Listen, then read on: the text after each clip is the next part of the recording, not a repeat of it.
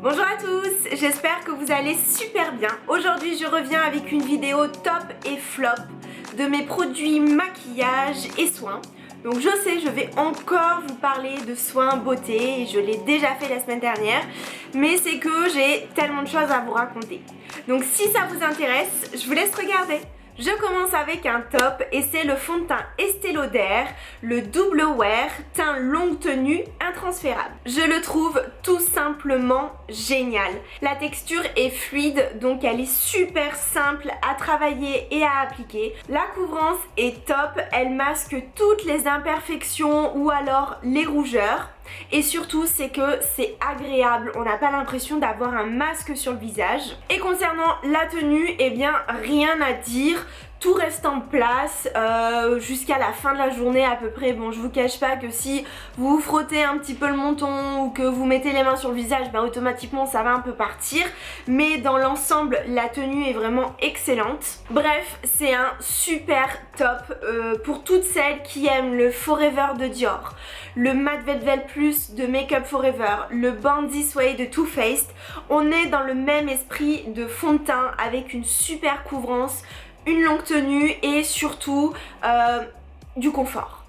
Maintenant place aux anti-cernes et j'ai un fight entre le NARS, le Radiant Creamy Concealer et le Marc Jacob qui est le Stun Corrected. Le match est donc remporté haut la main par le NARS, le Radiant Creamy Concealer qui est juste mais exceptionnel. Victime de YouTube, c'est-à-dire que je le voyais dans plein de vidéos, que tout le monde en disait du bien. Donc je me suis dit allez on va tester, je vais aller l'acheter. Donc je suis allée jusqu'à Lyon quand même le prendre. Je comprends sa réputation parce que la texture est fluide, donc elle est super facile à travailler avec la Beauty Blender.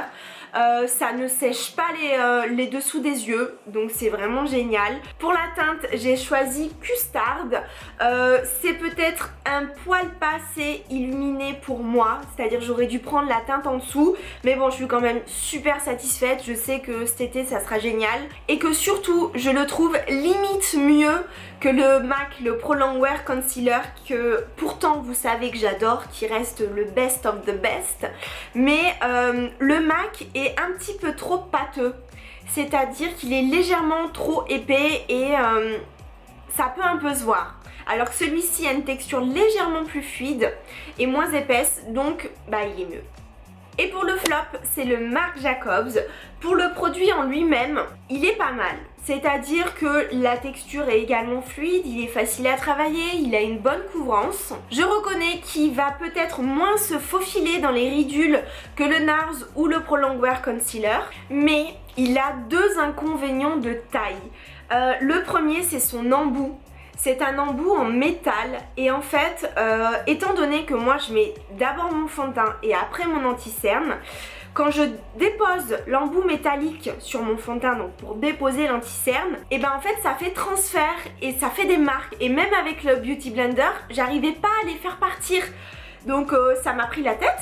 Déjà, à la différence du NARS qui est un embout en mousse, donc c'est vraiment super simple pour l'application. Et concernant la quantité, en fait j'ai pas compris. À l'heure où je vous parle ou à l'heure où je tourne cette vidéo, ça fait une semaine que je l'ai acheté, donc ça fait 7 jours d'utilisation. Et regardez ce qu'il me reste. Il m'en reste moins que la moitié. Donc un produit à 30 balles qui va uniquement nous faire 2 semaines parce qu'à cette allure ça fera pas plus, je suis pas d'accord et je trouve que c'est de l'arnaque tout simplement parce que même si le produit en lui-même est bien, j'aime pas l'applicateur et je trouve que la moitié d'utilisation pour 7 jours c'est juste une escroquerie. Donc salut! Place aux sourcils et je vais vous parler crayon avec un autre match qui oppose le Kiko versus NYX, donc deux produits de la même gamme de prix. Faisons un petit comparatif, donc les deux ont une brosse d'un côté et une mine de l'autre. Par contre, préférence pour le NYX dont la brosse est carrément mieux et surtout dont la mine est déjà taillée, donc ça c'est génial. Packaging, un point pour le NYX. Pour la texture, le Kiko est largement plus gras, donc il va beaucoup mieux marquer que le NYX. Donc au final, égalité, un point partout. Et on termine avec la teinte. Et là c'est encore le Kiko qui le remporte parce que il va avoir une teinte qui va être légèrement cendrée. Qui va être beaucoup plus naturelle, enfin pour mes sourcils, alors que le NYX va tirer un peu vers le marron. Pourtant c'est une teinte blonde, hein, mais peut-être que je l'ai mal choisie aussi. Donc voilà, au final, si on fait les comptes, eh ben, c'est le Kiko qui le remporte.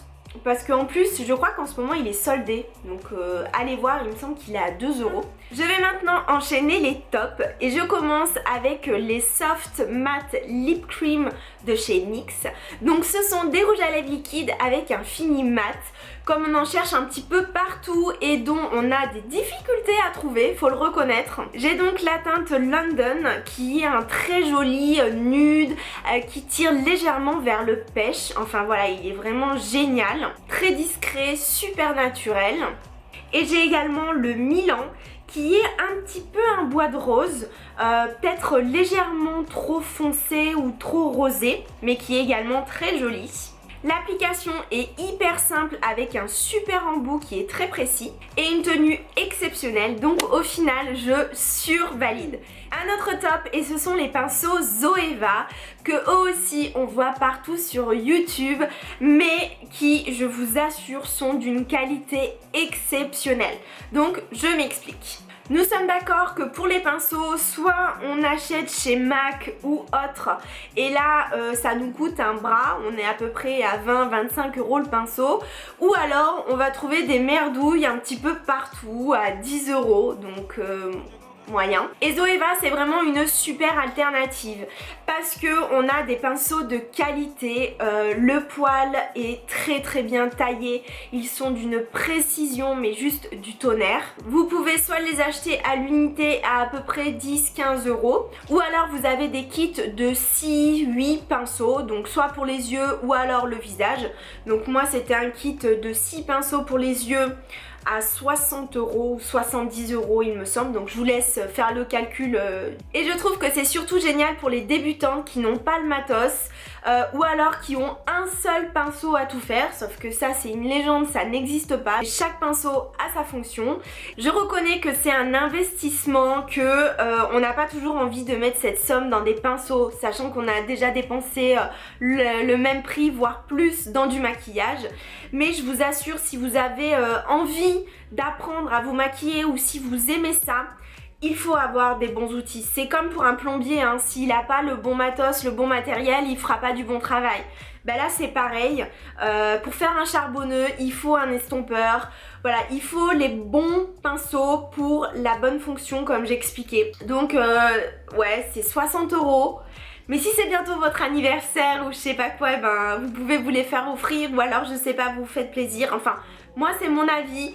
Je trouve que c'est important d'investir dans des pinceaux et Zoeva, il propose vraiment des kits en super bon rapport qualité-prix. Donc au final, c'est un super top.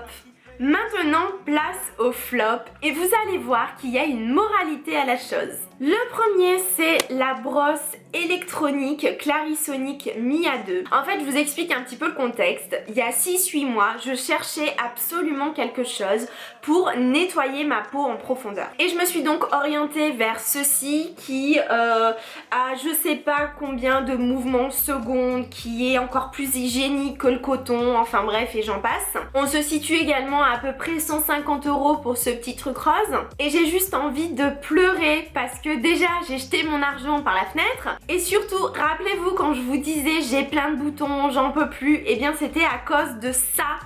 Parce que ça ne me convient pas du tout, enfin pas du tout pour mon style de peau, parce que j'ai une peau très sensible et qui va énormément marquer. Et en fait c'était beaucoup trop abrasif pour moi, c'est-à-dire ça me décapait ma peau. Donc au début je l'utilisais 2 fois par jour, c'est-à-dire le matin pour nettoyer ma peau et le soir après mon démaquillage. Sauf que c'était une éruption cutanée, je suis allée voir les filles à Sephora qui m'ont dit non mais il faut uniquement le faire une seule fois par jour, le soir. Donc j'ai persisté, j'ai continué, je l'ai utilisé qu'une seule fois par jour, donc le soir, sauf que ça continuait, j'avais autant de boutons, bon pas plus mais j'avais autant de boutons. Je suis retournée voir les filles et là elles m'ont dit non mais c'est uniquement une fois tous les 2 jours, voire une fois par semaine. Donc bah déjà t'es dégoûtée parce que tu te dis ça va te servir à nettoyer ton visage tous les jours et là on te dit que tu peux pas l'utiliser tous les jours. Donc t'as la mort. Et en fait je continuais encore à avoir des boutons. Sauf que j'ai fini par me résigner et me dire que non, faut que j'arrête, que c'est pas fait pour moi. Jamais de ma vie en plus avant j'avais eu de boutons ou d'acné ou quoi que ce soit. Et là c'était abusé. Surtout que en plus je venais de rencontrer mon copain, enfin bref. J'avais la mort, j'étais dégoûtée. Donc je me suis dit bon super, on va le mettre de côté. Donc au final les filles, si vous avez peut-être une peau à l'opposé de la mienne, c'est-à-dire super grasse ou très épaisse ou je ne sais pas, peut-être que ça peut vous correspondre. D'ailleurs je la vends, donc si ça peut intéresser quelqu'un. On termine avec le duo de crèmes visionnaires de chez Lancôme. Donc ce sont des soins pour corriger les premières rides avec une crème de jour et une crème de nuit. Pour être honnête, en fait, ce n'est pas des produits que j'ai achetés, c'est tout simplement l'agence Octoly qui me les a envoyés et j'ai choisi ces produits pour être en fait un cobaye. Parce que souvent quand on voit les produits de luxe, c'est-à-dire les Dior ou les Lancôme, enfin dans cette gamme de prix, parce qu'on est à 100 € pièce pour un pot, donc 200 € les deux, je me suis dit, dans les pubs on nous dit que c'est révolutionnaire, que ça gomme toutes les rides, que c'est vraiment magique, que certes c'est 100 € mais ça vaut le coup. Est-ce que réellement ça fonctionne? Parce que j'ai la chance de ne pas payer ces produits, donc je vais être honnête, je vais être transparente avec vous et je vais vous dire vraiment ce que j'en pense. Concernant le packaging, on voit clairement qu'on est dans le luxe parce que c'est ultra qualitatif, on est sur des pots en verre, enfin voilà, c'est juste trop beau. Concernant la texture, c'est super agréable. Pour celle de jour, on est un petit peu crémeux. Celle de nuit, c'est légèrement gélifié. Donc c'est très frais, c'est vraiment super agréable. La crème est très douce, ça rend la peau soyeuse. C'est un bonheur. Je vous assure, appliquer ces crèmes, c'est vraiment un bonheur. On voit la différence entre les produits qu'on trouve en pharmacie. Mais concernant la tenue des engagements, c'est pas top, c'est-à-dire que moi ça ne me convenait pas, j'ai besoin d'hydratation et avec ces crèmes que j'ai testées pendant 15 jours quand même, voilà, j'avais des plaques de déshydratation, ça ne m'a pas du tout guéri mes plaques. Et concernant les rides, en fait j'ai fait des photos de mon visage tous les 2 jours pour voir un petit peu si mes rides partaient, donc je vais pas vous les montrer parce que c'est dégueulasse. Mais il n'y avait pas d'amélioration, c'est-à-dire qu'il n'y avait aucune différence. Certes, donc comme je vous disais, la crème est super agréable, elle est douce, ça rend la peau douce, mais moi ça m'a pas hydratée. Et concernant les rides, au bout de 2 semaines, certes 2 semaines c'est court, mais il n'y avait pas de changement. Donc au final, mettre 200 € pour un duo de crème comme ceci, donc qui est luxe, je trouve que c'est pas top. Voilà, quand on n'a pas spécialement les moyens, je trouve que c'est pas nécessaire d'investir autant dans un produit. Donc au final, c'est un flop. J'en ai fini pour cette vidéo des tops et des flops, j'espère que ça vous a plu.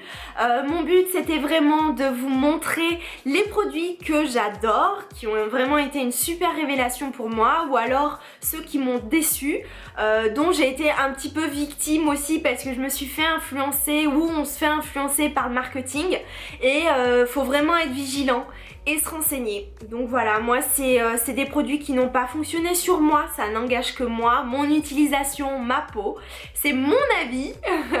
Donc c'est pas du tout une généralité, mais dites-moi quand même ce que vous en pensez. Je vous remercie d'avoir regardé, je vous fais plein de bisous et on se dit à la semaine prochaine. Salut!